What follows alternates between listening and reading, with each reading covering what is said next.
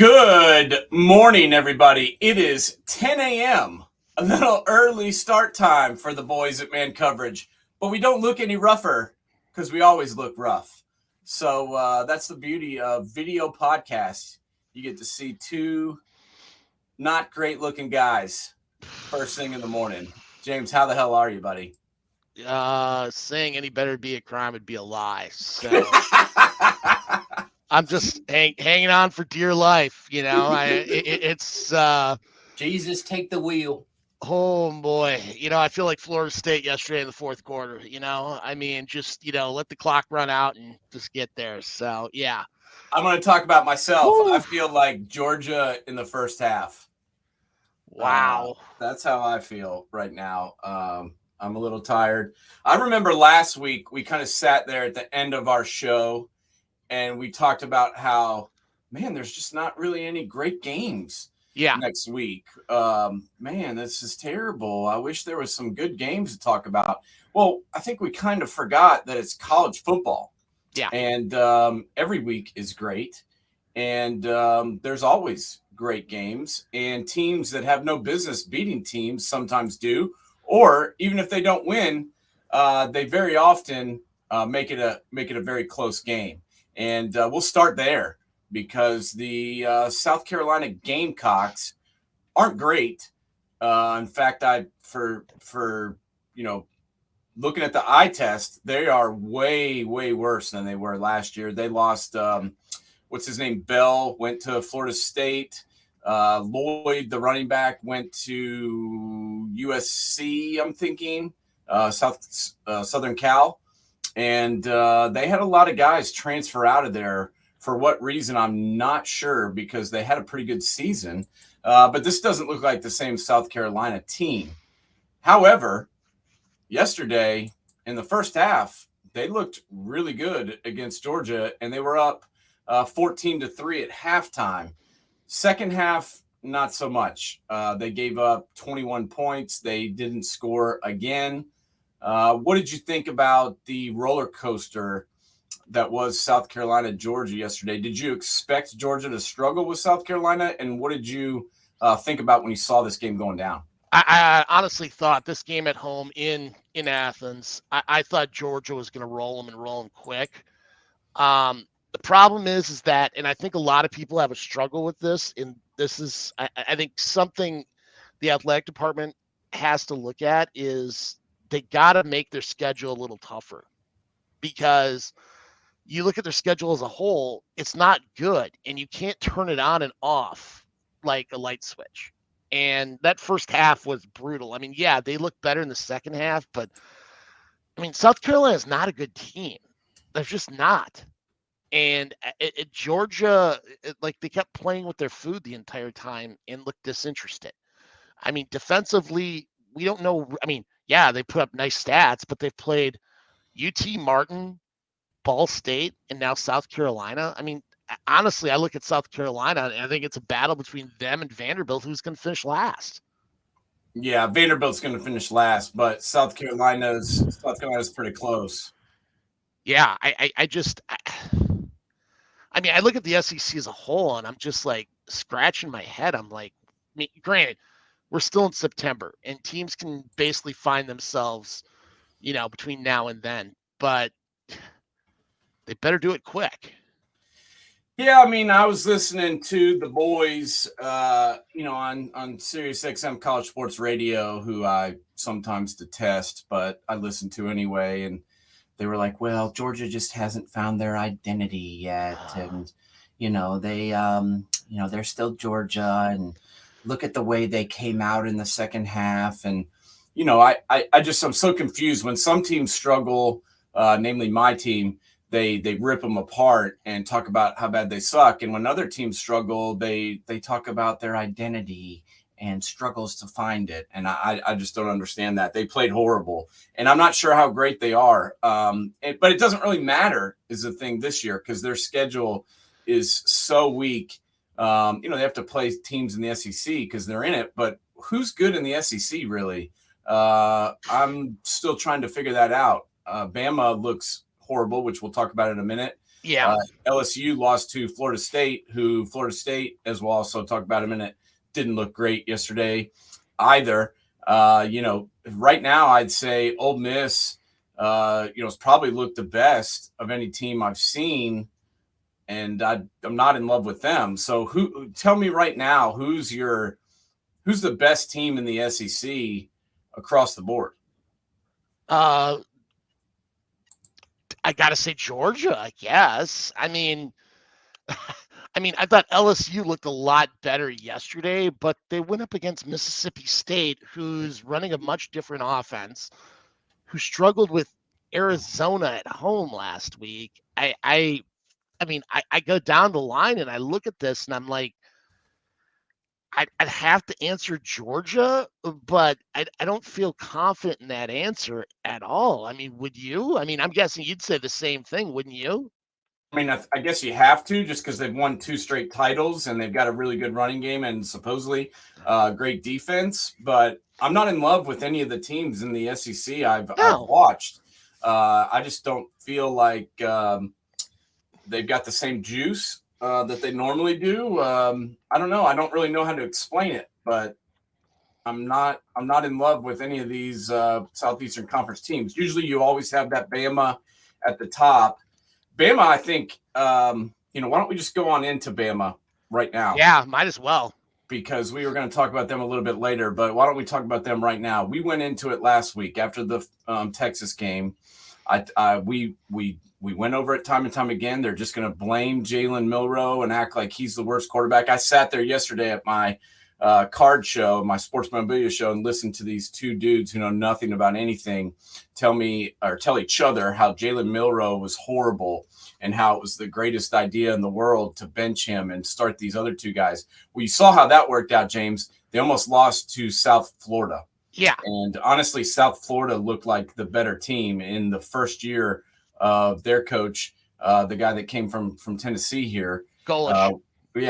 Who Golish, may be the reason that Tennessee is struggling, him being gone, or maybe part of it. But, it doesn't really matter who the quarterback is, first off, at Bama, because the team isn't that great and the line sucks. But secondly, you blame Jalen Milroe. I think they have to go back to Jalen Milroe because Tyler Buckner sucks and this other kid is, has no experience. I think they're going to lose 4 or 5 games if they don't put Jalen Milroe back in. What do you think? Honestly, I would have to agree with you. I think Milroe is their best option right now, and they better find it quick because Ole Miss is coming to town next week, and if they play like they did yesterday, they will lose to Ole Miss. They will. I mean, Quinton Junkins is a very, very good running back. And I think there's just dysfunction everywhere. I mean, you look at on paper, Alabama's offensive line on paper is very good, but they are just not playing well together. But you look at it from a specialty standpoint, they're not as strong in their running back room as they once were. They're not as strong at the receiving core that they once were. And they've always had that one running back or the group of receivers that could really elevate them to that next level. They don't have that. And defensively, I mean, they've got pieces on defense, but they're not playing well together as a whole. I mean, 17-3 against USF. I mean, I sit there and I'm like, I scratch my head. I'm like, this is not the Lane Kiffin offense that we saw 7-8 years ago in Tuscaloosa. There's no Derrick Henry. Yep. There is no Mark Ingram. There's no Derrick Henry. There's no Mark Ingram. There's no Heisman Trophy candidate running back. Yeah. There's no Will Anderson on defense. There's just nobody that really scares me on this whole team. And if you go back to the last 2 games of watching Alabama football, the only guy that has any type of burst, in my opinion, is Jalen Milroe. Yeah. And he was their whole offense against Texas. And yesterday you saw that, they were kind of lost without him. And we saw Tyler Buckner last year. He's terrible. And I'm sorry, I'm not trying to be mean to him, but he is not good. And you know, I'm not sure what they're going to do from here, but I think they have to go back to him, in my opinion. I mean, I don't know whether or not they will, but if they want to win against Ole Miss, they'll put him back in the game. Do you agree with that? I would. You know, it's funny. While we were sitting there talking about it, I kind of came up with an idea that I don't think you're going to find far off. Like, there were obvious leaders in the locker room in the past. Who's the leader on this team? Like last year, I mean, Will Anderson and Bryce Young. I mean, you'd have to be Helen Keller not to recognize that. Who's the leader on this team? Like, no one stepped up and is basically holding people accountable. And right now, it looks like a coach-led team. And coach-led teams can be good. They can go 8-4. The hell, they can go 10-2. But are they going to win the national championship? Hell no. I mean, unless the goal this year was to go to the Outback Bowl or whatever they call it now. Yeah. But you and I both know in Alabama, it's CFP or bust. That's true. I mean, I'm not subscribed to the fact that this isn't a good football team. Yeah. Because they can be a good football team, and under Coach Nick Saban, they can get better. But you have to just pick a quarterback first off and move on with them. And I don't understand how I can tell who the best guy is and they can't. Did he throw 2 picks against Texas? Yes. Did those picks hurt them and lead to them potentially losing the game? Yes. Was it 100% his fault they lost? No. You and I talked about ad nauseum. Every time he went back to pass, he was either getting hit or had somebody running in his face. Yeah. Or the pocket was collapsing. He's not great, but he gives them their best shot to win. And I don't really care. I hate Bama football, and I don't know this kid, so I don't really care what they do. But I can tell you that these other 2 guys, it's gonna be a long season if they roll with them. I mean, that was atrocious yesterday, and frankly embarrassing. And I'm shocked that their fans aren't going more nuts than they are, considering they got outplayed by South Florida. Now, I mean, the Boo Birds I've seen this on some sites about how the game is passed by Nick Saban and blah, blah, blah. I'm like, all right, get off the meth and just slow down for a moment there. This is Nick Saban we're talking about. Probably the greatest football coach of all freaking time. Yes, he is. They've had subprime years before. I mean, heck, the year that Auburn won the Natty, they went 9-3, yet they've come back before. I mean, someone has to step up in that locker room and take control. And I'm wondering, partially, is that the reason why Milroe lost the starting job going to the USF game? Was there something in practice that Saban saw that trying to light a fire under him to get him back out there and compete for that game? So I don't know. I mean, I just look at this and I'm like, because I thought Texas and Oklahoma next year were going to come in, and Oklahoma especially, and get mollywopped. Yeah. And now I come in and I'm like, Texas would probably win the SEC this year. Yeah, we talked about that last week and a couple weeks ago as well, that Texas and Oklahoma are in prime position to come in and compete for the SEC right away, especially the way that they're building things out in Norman and the way that the Texas is looking. However, yesterday took a step back, I got to say. I mean, I know they ended up winning 31-10, and I'm obviously talking about Texas here, but they struggled mightily against Wyoming. And, that was kind of a shocker to me. Everybody claimed that Texas and Florida State, who we'll also talk about in a minute, were the best teams in all of college football. They've got their warts too, buddy. And, it was 10-7 at halftime. It was 10-10 in the third quarter. And then, Texas dropped 21 points in the fourth. So, congrats for doing that. But what do you think happened to Texas? And you can't say traveling to Wyoming was tough on them because they didn't have to go to Wyoming. This was at home. I mean, this you have to go back to the year that Mac Brown won the Natty. And from that time period on, and even during some of the Mac Brown years, there would be games where they were visibly the better team on the field, and they would just completely underperform. And it's, I mean, granted, there was a lot of teams this weekend that completely underperformed. It's funny we're sitting there talking about a 31-10 game, but you're right. They scored 3 touchdowns in the fourth quarter to pull it out against including Wyoming. including a pick six. Yeah, including a pick six. And you know, last week Quinn Ewers was going to be the first pick in the draft, and yesterday he was 11 of 21. Yeah. Yeah. I mean, I'm not ready to hand him the Heisman Trophy. I mean, I'm sorry, I'm just not. And you know, they've still got some chances to lose. Now, I think some teams that I thought might give them trouble may not because of some of the things we saw yesterday as well. But you know, we'll see. You gotta let these things play out, okay? Yeah. Texas hasn't won the national championship yet, and neither has Florida State. Everyone's been on the Florida State bandwagon after the LSU victory.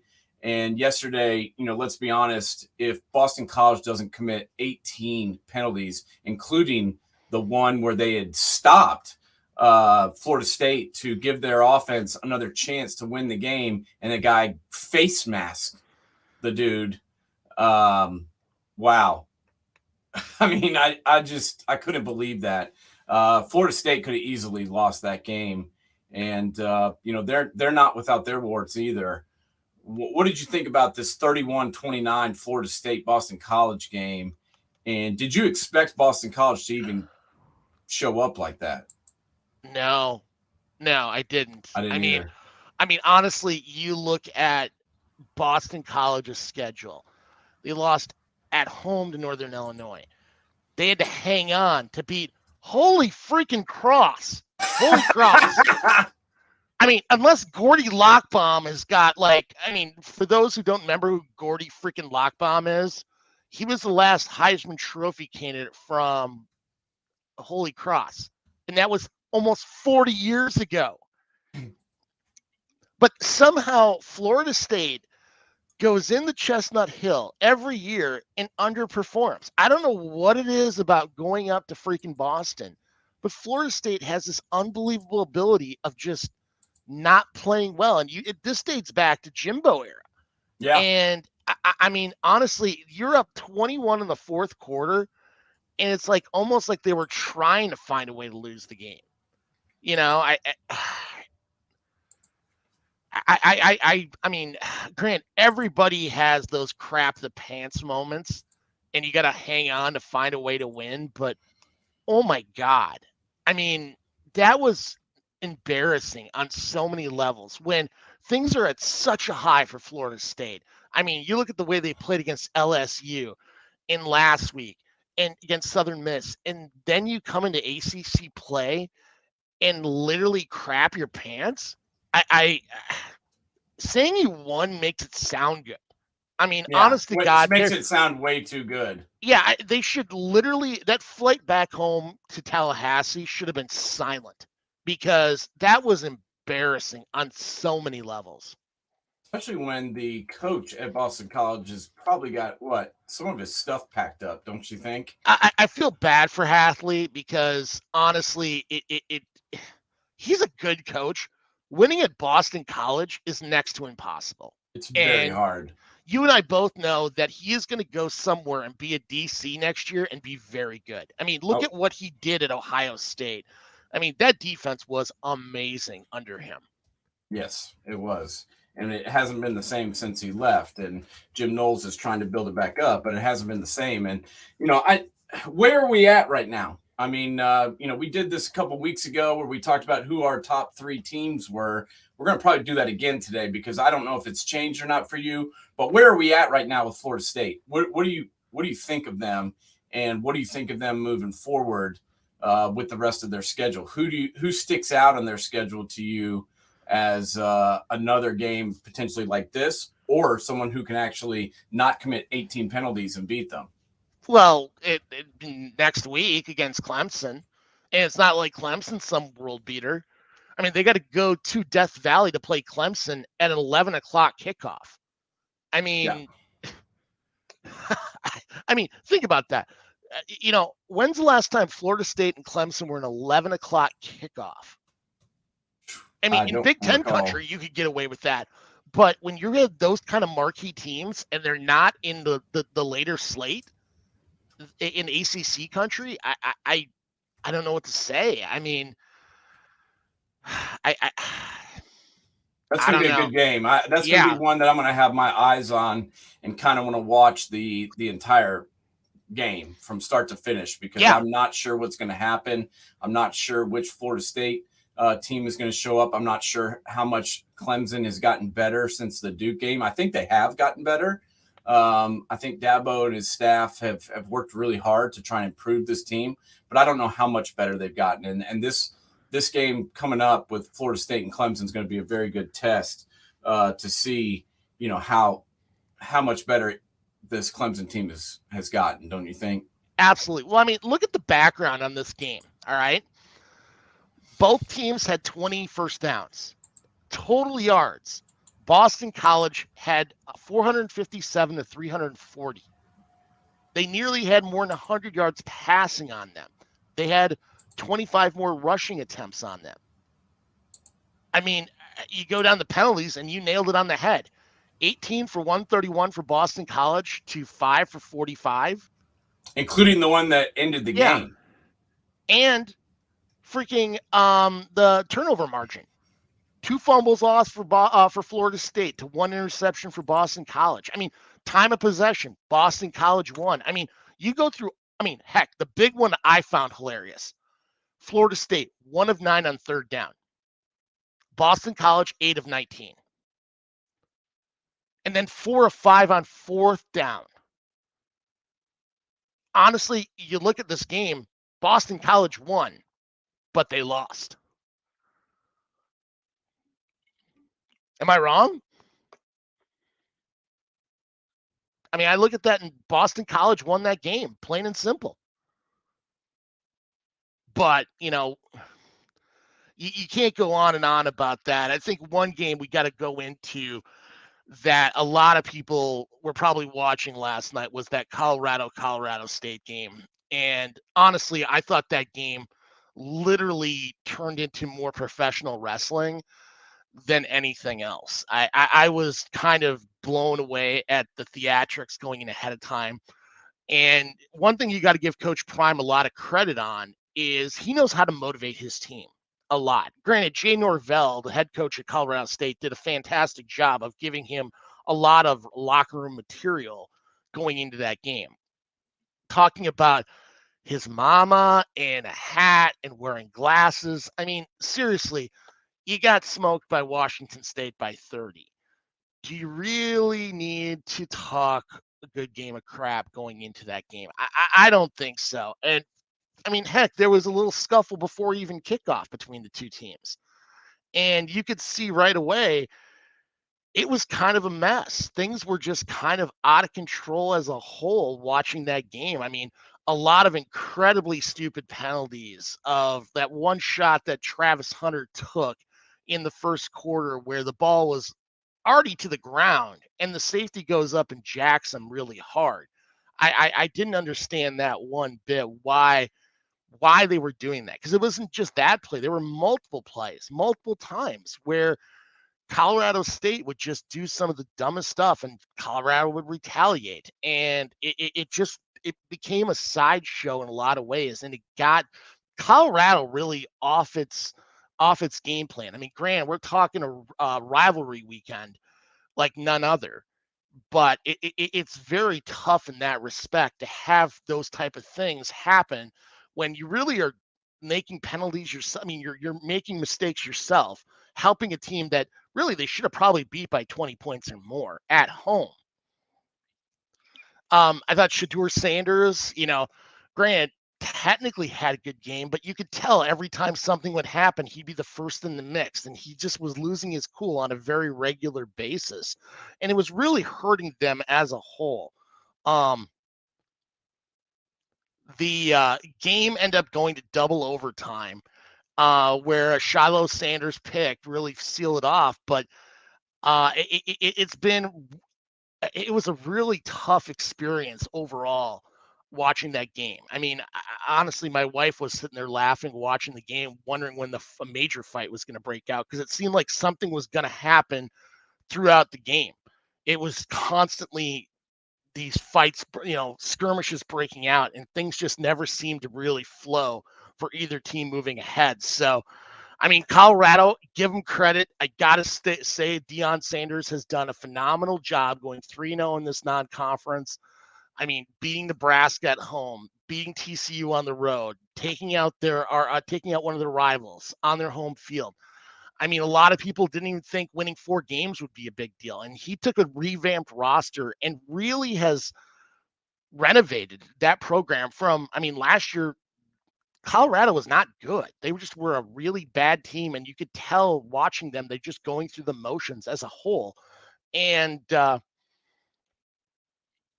they really were forcing that issue moving ahead. And you look at what they did and only bringing back 10 scholarship players from the previous roster, and now being back to going 3-0. I mean, heck, they've won more games this year than they have in the last 2 years. And that's a credit to Deion and Coach Sean Lewis, an amazing OC who people really didn't know in his time at Kent State. But he really did a fantastic job as a whole. And I mean, yeah, is it a game that they're going to have to go back and say, you can't do this kind of stuff. You can't, if they're going to start stuff, you cannot finish it off, because all it's going to be is create penalties all over the place. And they don't have that type of roster to help them out. And it sounds like Travis Hunter is probably going to be out for the next couple weeks too, as well, based on that really blatant bad hit by that safety in the first quarter. So we're just sitting there talking about Colorado State right now. Nate, what are your thoughts on the game last night when you watched it? Yeah, no, I've been listening. I just haven't been here. Sorry. But yeah, no, I thought I got to give Jay Norvell some credit. Okay. He had his team ready to go. And let's be honest. I mean, I know Colorado's got all these transfers and is a brand new team, but they still have more talent than Colorado State does. Yeah. And he had those guys pretty fired up and playing a pretty good game plan. And I'll give Jay Norvell some credit for that. However, Deion, even when they were losing, even when Colorado State was fighting with them throughout the entire game, it never wavered, Deion. I mean, that's why he is a good coach, because he believes he's going to win. He believes in what he's doing. He believes in his kids, and it shows up on the field. And that hit was, it wasn't as bad as some people are saying, but the fact that the kid got hurt makes it way worse, especially considering he's their best player and he plays on offense and defense. That to me is what makes it worse, because they can't afford to lose him. Don't you think? Yeah, but honestly, I look at the game, and I mean, it was very obvious Colorado State's game plan was to get in Colorado's head right away. And there were too many times where, like, especially Shedeur Sanders, I thought really kind of lost his cool and let the game be bigger. I mean, let the outside influences be bigger than what he should be doing in the game. And it really affected them as a whole. I mean, quite frankly, I look at Shiloh Sanders, his brother, as being a bigger reason why they won last night than anything else. I mean, granted, that first pick six he had, where literally you felt like you were watching his dad run down the field. I thought he was going to start doing the Deion dance when he got to the 20 with the high stepping. But then at the end of that play, what people didn't realize was the quarterback who got picked jacked him after he gets in the end zone.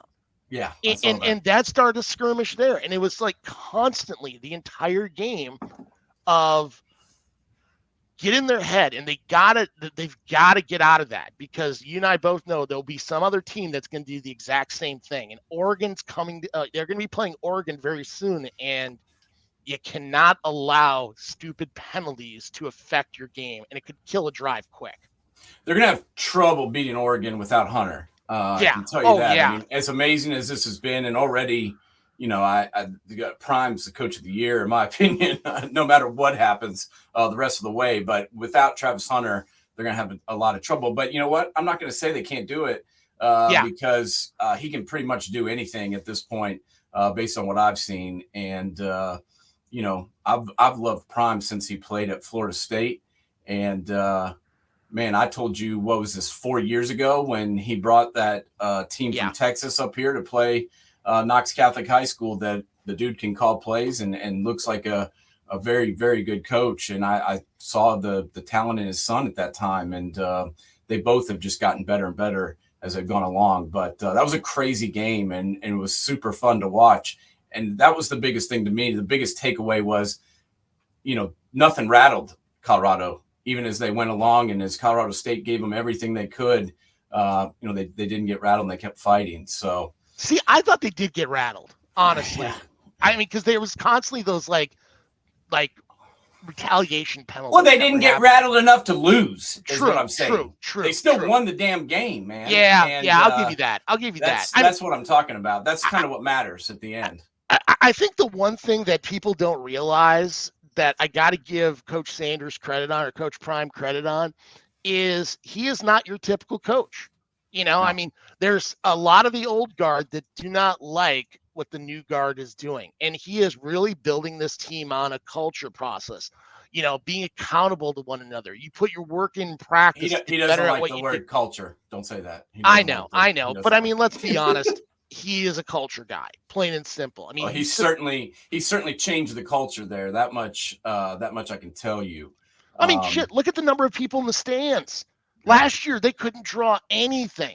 And just his mere presence has made Colorado it's like the McCartney days all over again. There's people everywhere. It's crazy at Folsom Field. Yeah, it was a big time atmosphere yesterday. There was also an atmosphere down in Gainesville that we need to discuss. And we're going to bring in some help for that. We got Troy Fleming with us right now to try and unravel what happened. Troy, how's it going, buddy? Can you hear us okay? Yeah, can you guys hear me? We got you. Yeah, we got you, man. Tough one yesterday going down there in the swamp, especially the way the Vols played in the second half. I mean, they outgained. At one point, it was 271 yards to 50 in that second half, yet they still couldn't find a way to win. I want to get your thoughts on the game, but first off, I want to get your thoughts on what is it about the swamp? I mean, since you've been gone, they've had trouble going down there and winning. What is it about that place that gives teams and especially the Vols difficulties? Well, I would say from my tenure there at Tennessee, going down to the swamp twice, there was nothing difficult about it. We won both games. I know they want to talk about it being a ruckus crowd, a hostile environment, but at the end of the day, it's no different than any other place that we played in. I thought Auburn was probably the most difficult stadium I played in my college career. The swamp doesn't compare to it. I think Auburn being Harris Stadium, it's just extremely loud down there on the plains. But also, too, I believe for a lot of the Vol faithful and Vol fans, it's a mental thing. There's nothing about Florida at all, in my opinion, even just watching this team yesterday play, that was anything imposing. No. I was, as I said last night, I was embarrassed watching it, knowing that, I know we played inferior opponents the first 2 weeks, but you would think those guys would be ready to rock and roll. Opening SEC game, don't want to get behind the 8-ball. I get tired of getting the whole fears. We depend on someone to get to take care of business. Obviously, we chose to take care of business last night, and it showed. I mean, poor tackling, just bad offensive line. If Cooper made out bad, give that guy the MVP. Right. He when you graduate, a guy that's first round pick, number 10 overall. All right. Players dropped the position play. Oh.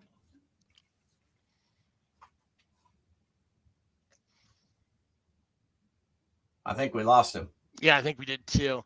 I think what he was saying was, did you hear him, James? I thought what he was talking about was the offensive line, and losing Darnell Wright and then not having Cooper Mays last night, obviously caused some real issues, and that was evident. I mean, they couldn't run the football to save their lives.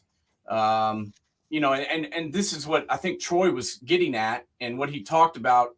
You know, there's nothing on this Florida team that really scares you. No, not at all. Etienne's a good running back. He's probably the best player on the whole team. And their defensive line showed up last night and played very tough. But I don't know if that's more of a product of their D-line or a product of the offensive line of Tennessee, you know, just not being good and playing good. I felt like they got pushed around a little bit last night. When they probably shouldn't have. Well, I mean, heck, look back at the Utah-Florida game, and I think you're right. I honestly, because Utah's offensive line really imposed their will on Florida a few weeks back, and yesterday, I mean, let's be honest, line of scrimmage play was the difference in the game. I mean, ETN was getting much bigger holes. They weren't sealing the edge. Tennessee was not sealing the edge at all. And they were literally trying to take possessions off the field and control the clock as much as they could down the stretch. And Tennessee didn't know how to respond. And that gets me back to a comment we talked about last year, infinitum. Joe Milton is not Hendon Hooker. I mean, I don't think Tennessee fans completely understand how good Hendon Hooker was. He was good. He was definitely good. Unbelievable. He was definitely good. Hey, Troy, we lost you there for a minute, but I think you were talking about the O-line and Darnell, you know, missing Darnell and obviously not having, you know, the Mays Cooper yesterday was, you know, probably giving them problems as far as getting the offense rolling.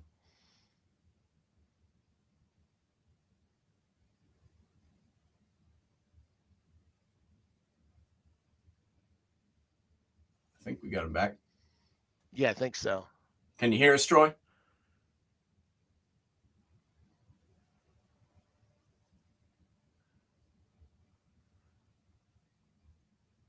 Maybe.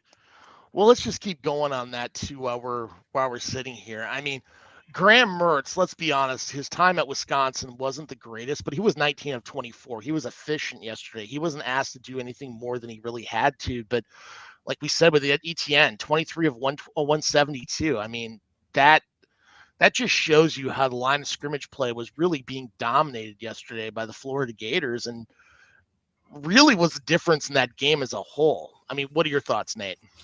They knew the run was coming, and still struggled getting to stop it. I mean, I can't remember.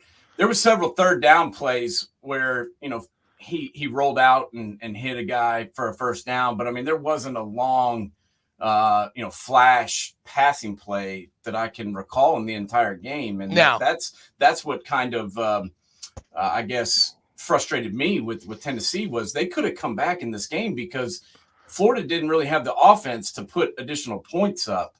I think, Troy, can you hear us okay, buddy?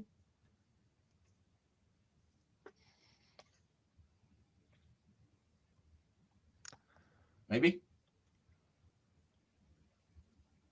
You know, one stat that really comes clear to me in this game is the time of possession as a whole. I mean, Florida had the ball almost twice as much as Tennessee. I mean, 37-28 to 22-32. I mean, it's kind of hard to win when you're only carrying the ball for a third of the game, unless you've got that dynamic of an offense where you're getting a lot of those explosion plays. And let's be honest, this year at Tennessee, they're not doing it. I mean, Joe Milton is ranking, 13th or 14th in quarterback efficiency and 13th or 14th in yards per attempt. They're not getting the explosion plays they had last year with Cedric Tillman and Jalen Hyatt and the accuracy of Hendon Hooker as a whole. I mean, you're just not seeing that this year from this Tennessee team.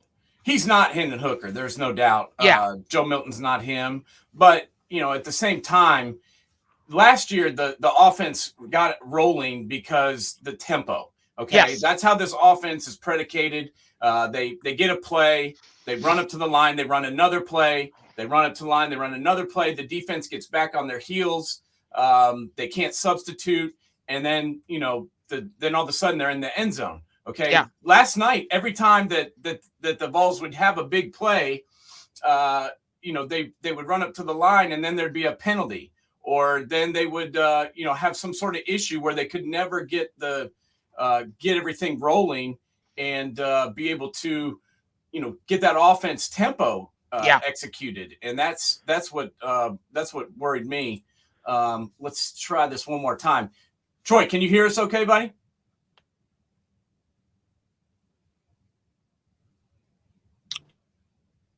You guys hear me? You got us, Troy? Yeah, we got you. Yeah, we got you now. Yeah, we got you. Okay, cool. My bad. That's all right. You were talking about the O-line and Darnell Wright being gone and Cooper not playing and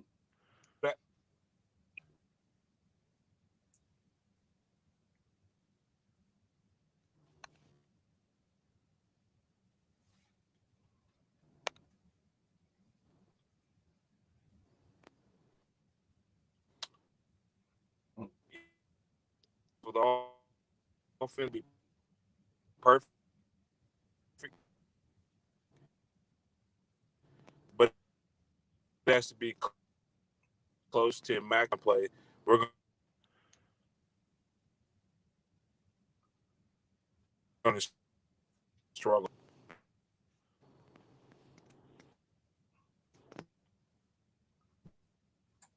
I could not hear him. Could you? No, James? I couldn't either. Okay. I couldn't either. But I mean, let's talk about what's going on next week with Tennessee and what their schedule looks like down the road.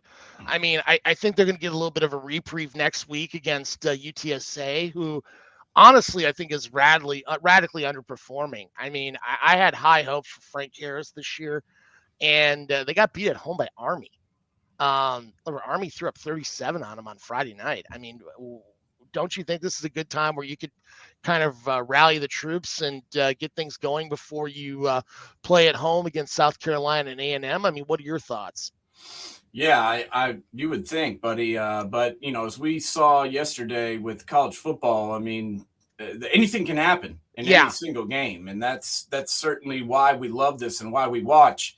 I didn't expect half of what occurred yesterday, and that's why. My God. That's why I love watching the games and love watching college football. Is I'm never quite sure who's going to win and who's going to show up and what have you. But I think next week it's going to be a whole nother world of college football, and I'm not sure what to expect and who's going to win. There is not this clear-cut team anymore. Okay. No.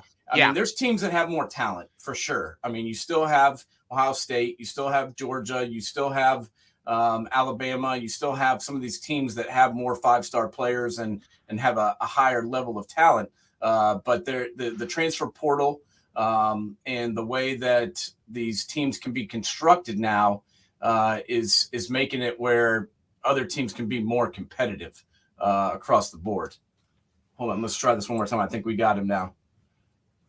Troy, can you hear us now, buddy?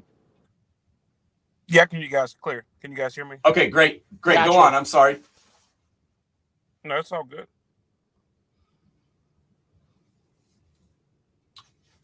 Yeah, you were talking about the offensive line play with the loss of Wright and Cooper Mays.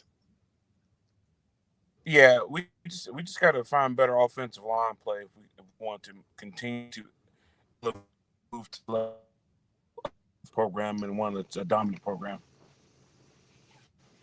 Yeah, there's no doubt. The sky isn't necessarily falling here. I mean, this was not a great game, but I think it could potentially serve as a wake-up call. Can you see some of the issues that we saw yesterday? Can you see them getting fixed and see this team still making a run in the East?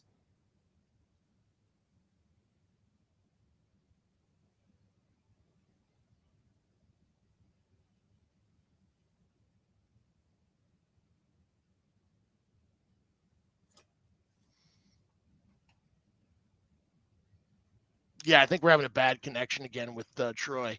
Yeah, I cannot hear him for some reason. Yeah. But James, I'll ask you, what do you think? Do you think they're done, or do you think Heck they no. could potentially, fix this thing? Heck no. I mean, let's be honest. This is a year. I mean, think about it last year with TCU.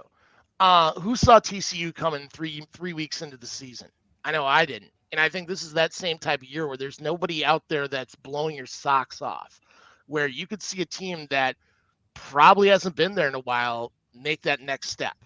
And as long as they keep chugging away, come October, we're going to start seeing who's going to be the cream's going to rise to the crop and who's going to be in that CFP. Because, I mean, right now, I mean, I've got ideas, but I don't know who I'd put in there. I mean, probably Georgia, probably Michigan. After that, I don't know. Yeah, I mean, Michigan's done enough so far to, being a team that made it last year. Yeah. And having a lot of the guys come back, they've done enough to where you can't throw them out of the mix at this point.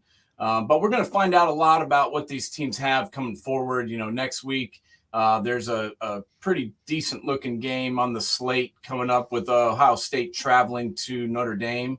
I'm pretty excited about that game. I think we'll find out which one of these teams, is better. I love how everyone's talking about how great Notre Dame is, because that's just going to make us look better and better if we can get the W on the road in South Bend. But I don't know really at this point who the four best teams are. I mean, we did this exercise last week where me and you both picked our top 3 or 4 teams and named them out. But I have to see more football now. I'm not sold on Florida State. I wasn't before. I know a lot of people were, but I wasn't.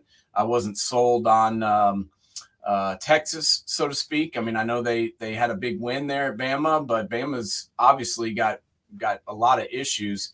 And I don't know. This is one of the crazier seasons I've seen in a long time, as far as not knowing exactly even who the best team is. Well, I mean, even outside the games we talked about yesterday, there were some really wacky games yesterday that, had implications. Like, let's talk about South Alabama literally going into Stillwater and taking it to South Alabama and taking it to Oklahoma State. I mean, Cade Womack's a heck of a coach, but did anybody see that coming to that extent? I mean, people thinking South Alabama winning that game, yeah, but beating them 33-7 in Stillwater, I mean, that is crazy. Yeah, what's happened to that program out there? I don't know. I mean, since Jim Knowles has left, I mean, I'm not saying that's the only reason, but since he's left, things have gone the other direction in a big way. Spencer Sanders transferring out and not even being the starter in Ole Miss. It's like you were the starter, you were the guy in Oklahoma State, and then you leave and go to another program where you're not even the starter and you're a graduate transfer. Yeah. Why would he do that? And what the hell is going on there? To a program that's been consistently good for over a decade. I mean, you could mark down 8 to 9 wins every year for Gundy. And yesterday they got outgained 395 to 208 to a Sun Belt team. Now, everybody's going to say to a Sun Belt team, Cade Womack's a good coach, but this should not happen to this extent. I'm sorry. I mean, they outrushed Oklahoma State 243 to 94. They owned the line of scrimmage. Owned it. Yeah, there's no doubt about that. What other games did you see yesterday that really stuck out to you? I want to talk for a moment about that Kansas State Missouri game. Kansas State has been another program that's been on riding high. Won the Big 12 last year, won the Big 12 championship.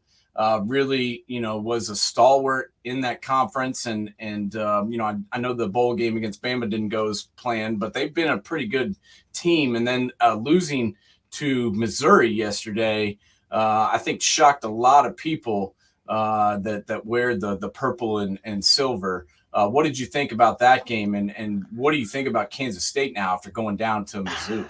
Well, I mean, remember last year they did lose to Tulane at home too as well, and nobody thought Tulane was going to be what Tulane turned into be. I mean, that was a 14-12 game. But a guy we talked about a couple years back who really showed out was Luther Burden III, the 5-star prospect out of St. Louis. I mean, 7 receptions, 114 yards, 2 touchdowns, 1 for 47 yards. And the kicker, who we've been talking about in our fantasy preview last year, Harrison Mevis, this kid's got a leg. I mean, we're talking Justin Tucker-esque. I mean, a 60-yarder to win the game. I mean, not only is it to make a 60-yarder at any time during a college football game is extraordinary. To hit it to win, to beat Kansas State, that was big time, buddy. I mean, I honestly, this kind of gives Drinkwitz a reprieve because there's always been this knock on him. But this was a game that really you're going to look back on that Missouri needed to win in many ways. And I think Kansas State walked into this game overconfident and didn't execute the way they should, which is shocking because K-State never has those type of games. They always come to play. They're always a very good execution team. And yesterday, they just didn't do it. And they allowed Missouri to hang around, especially at their place. I mean, Brady Cook's a really good quarterback. He's underrated for a lot of people. And Luther Burden, this kid's got first round written all over him when he comes out. Yeah, we admit when we are wrong. We also always bring up when we are right. And we talked about that kid at nauseum before, and mentioned that we thought he would be an impact player, which I think we can go ahead and say that he is. Oh, yeah. So, I mean, there's a pretty good chance he could be the best receiver in the SEC this year. Yeah, there's no doubt. Hold on, I think we might have Troy back here. Troy, can you hear us, buddy? Yeah, can you guys hear me? Yeah, we got you now. Gotcha. Okay. So we were back to the swamp. We were just talking to you about whether or not you think they can recover from this loss, and whether or not you think they can pick it up and make some noise here going forward. Yeah, they can recover. It's just the mindset they want to have moving forward. Obviously they say, most coaches say 24-hour rule, let it go, let it be. That's what they need to really live by at this point, is let it go and let it be, so that they're able to focus on the next opponent, which is UT San Antonio, which is a solid program. It's unfortunate that, again, we put ourselves in a situation to have to depend on others to get us to where we want to be with our goals. But, hey, in my opinion, until we're able to handle our own business all the time, that's the position we're going to put ourselves in. Yeah, there's no doubt. And the good news is that, we haven't seen anybody yet kind of separate themselves, in the SEC just yet. Georgia struggled yesterday with South Carolina. Bama it had some difficulties yesterday with South Florida. So I think there's still a possibility where Tennessee can, if they take care of their business from here going forward, they've got a good shot of making, a potential to get to the top of the East. What are your thoughts on that? I agree. Last night I said on a post-game show that there's not a clear-cut favorite, in my opinion, in the SEC, even though Georgia looks like they're at the top of the SEC right now. Quarterback play across the league has been average thus far. I know Carson Beck, threw for 270 yards or so yesterday against a tough South Carolina defense. But at the end of the day, I still see flaws in their offense. I still see flaws in their defense. But again, Alabama is where Alabama is. They don't have a quarterback. They're still trying.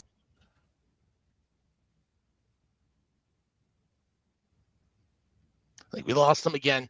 Yeah, he was hitting on the point again. The same thing we were talking about finding that defined quarterback. But really, the offensive line play, I think, is really going to step up to really solidify and make that quarterback a little bit better for Bama as a whole. Another game, Nate, we should talk about is Iowa State going into Ohio and losing 10-7 yesterday. I mean, it's I think Matt Campbell may be in trouble in Ames. What are your thoughts? it's just crazy to me that this guy that was like the try to I'd even describe him. I mean, he was everybody's candidate. Every time a big time job would open up for a 2.5 year period, it was Matt Campbell, Matt Campbell, Matt Campbell. He never left. He stayed there. He said he wanted to be in Ames and wanted to build something. And then bam, now the program's kind of fallen apart. I don't know what to say at this point. I don't really see them firing him so much because I don't know who do they get to replace him. Yeah, that's a good point.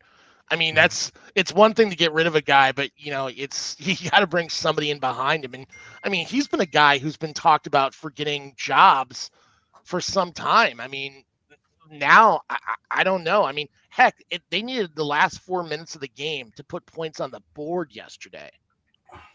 Yeah, I don't know what's happening there. I mean, I know that they've lost having some of the players that they Brock Purdy isn't there anymore. Hakeem Butler, Armstrong, the running back. They don't have anybody like those guys anymore. But that wasn't always the thing with them. Was talent. It was the scheme, the way that they approach the game, their belief in themselves. All the intangible things really is what propelled them to be a solid team in the Big 12. And I just think it looks like those things are gone. Yeah.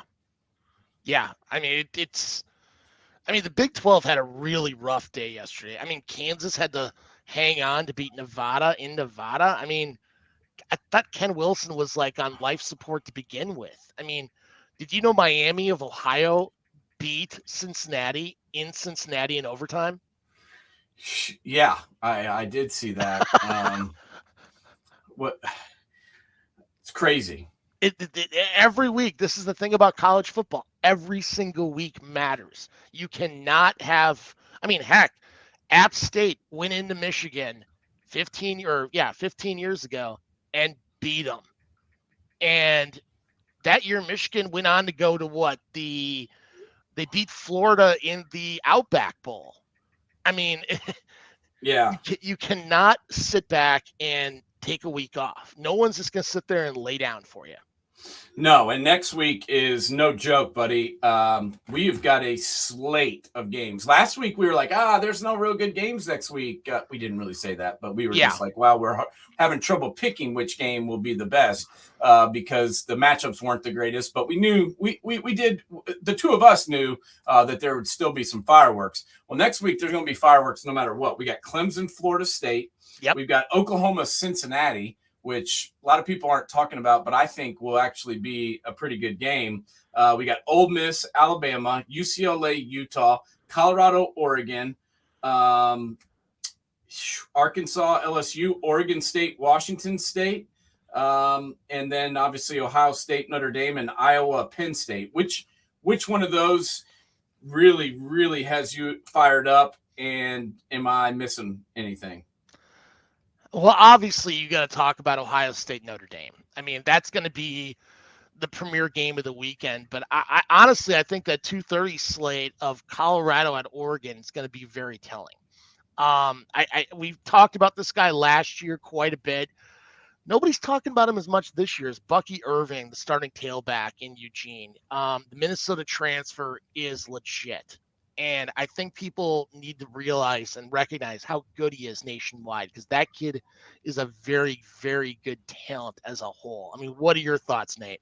My thoughts are that, if Minnesota had half of their running backs that are playing for other teams, they'd be damn good. If they had Trey Potts from Penn State, and I know he didn't really play a whole lot yesterday, but he's a good player. And then, Urban from Oregon, if Minnesota had those guys still, they'd be pretty imposing. But well, look at Darius Walker.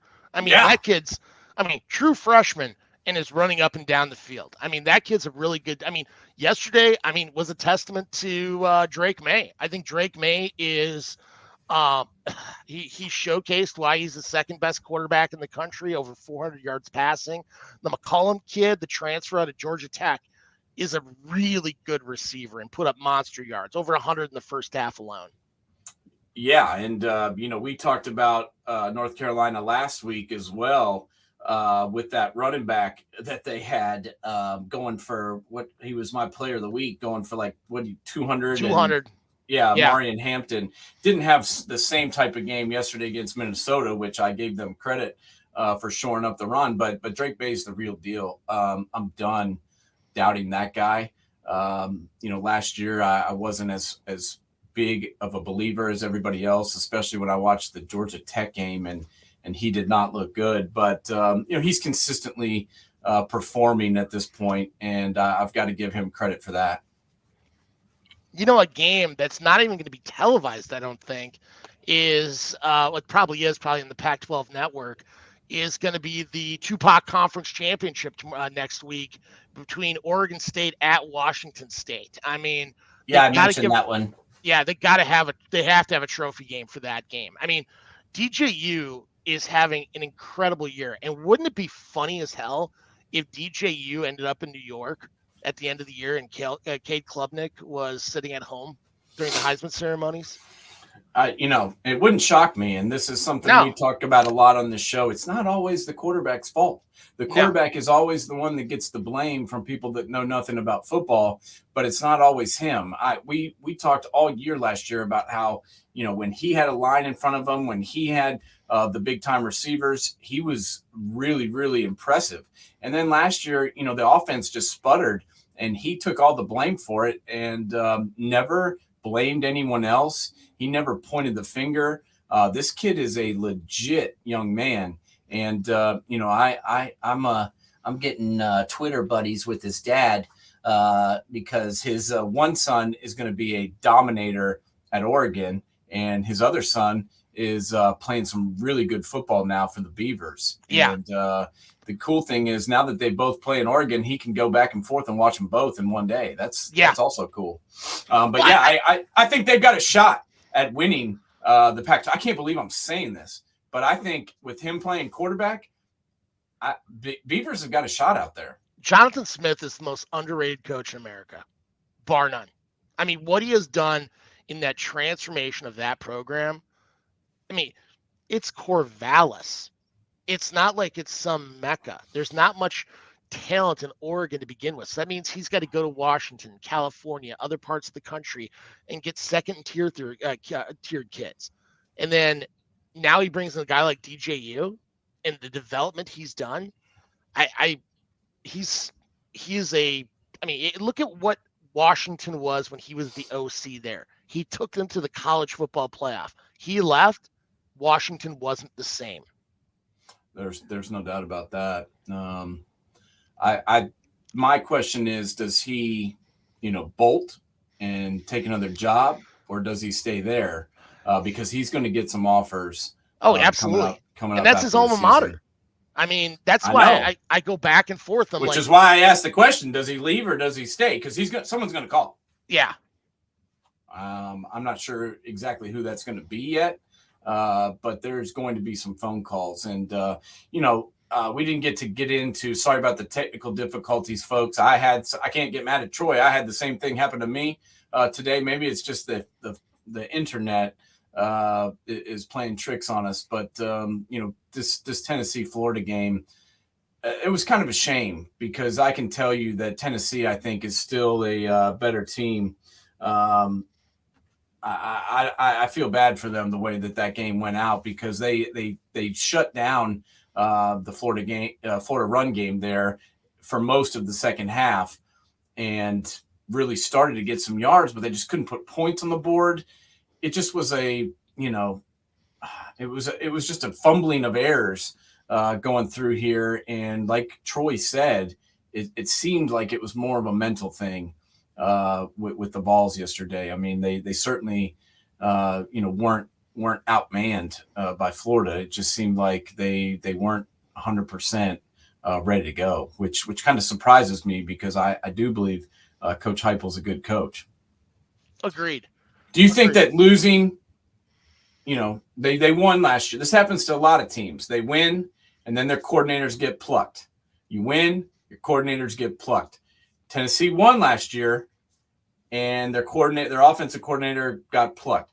Their offense hasn't looked the same. Now we know reasons for that. Hendon Hooker's not there. Cedric Tillman is not there.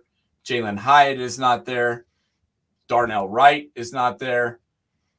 But I think I just think that it may go beyond that. I think that missing those guys affects them, and then also having a new face in the meeting rooms makes a difference as well. Well, I mean, the line of scrimmage play, plain and simple, was just not up to par. I mean, Alabama has shown that now multiple weeks, and whoever solves that problem sooner than later is going to take that next step. Yeah, well, as Troy said, it's still up for grabs. I mean, this season's not over yet. Bama, lost one game. Tennessee's got one loss. We've seen one-loss teams in the college football playoff before, James. Yep. So it's not time to run and hide. It's not time to get down on your team. I remember several days ago, some fans from a certain team up north were dogging the offense and wanting to get rid of the quarterback and the coach, and then they put 63 points up yesterday. Anything can happen, James, in this game we love so much. Well, I mean, let's be honest. Monday morning quarterbacks never get fired. It's amazing how everybody has all the answers, but when their answer's wrong, they still have a job the next day. So, well, it's funny. I was I don't know if you saw that post I did, but after the first half, I was calling some of these people out, and this guy's like, "Just wait till the second half. Coach Day will call the dogs off, and we'll only score 7 points." Blah. Like, I'm like, are you kidding me? Like, first off, it doesn't matter. I'm pretty sure the point is to win, James. Last time I remembered, that's the only stat that matters. You could win by 1, you could win by 40. All that matters. There's not another statistic that's farther down the line in the conference or regular statistics like games you blew out in. No, the game, it's all about wins and losses. And quite frankly, Kyle McCord yesterday could have had more completions than attempts, and they still would have found a way to complain. Yeah, well, he looked pretty good, and yeah. that made me happy. The one game we did not discuss, I mentioned it, but just before we go, I want to get your thoughts on it, and that is the UCLA game next week. UCLA blew out their opponent yesterday. They've looked pretty good, but I'm still not 100% sure what to think of them, and they've struggled against Utah in the past. What do you think about Utah UCLA next week? And who are you picking? The question is Cam Rising playing? That's, I think, the $6 million question. I think what I've been really impressed with this year with Chip Kelly and his Bruins is he's usually looked at the non-conference schedule as kind of playtime and trying to figure some stuff out. Outside of the LSU, when they took LSU to the woodshed a couple years back. But going into Salt Lake to play Utah is not an easy treat.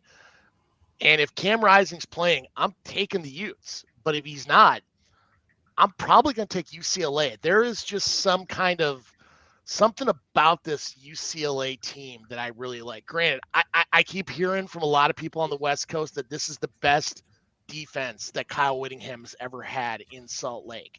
So I honestly, quite frankly, I'd put this game as the number 2 game, behind that. But even ahead of the Colorado-Oregon game, I would actually change that up and put Utah-UCLA as number 2 game to watch next week. Yeah, I agree with you. I think that Oregon should handle business, especially if Hunter isn't playing. Yeah. If they don't, then I've got serious questions about Oregon. But I don't see them. I think nothing against Dion. I mean, he's done a fabulous job, but I just don't know if they've got the dogs to keep up with the Ducks. Yeah. I mean, there's Oregon. Like Oregon's got real speed, real speed. There's no questions about that. So, Yeah. Well, we'll sorry about the technical difficulties, folks, but we'll get that fixed. We're gonna have another chance to talk to Troy, and hopefully be able to do that tomorrow.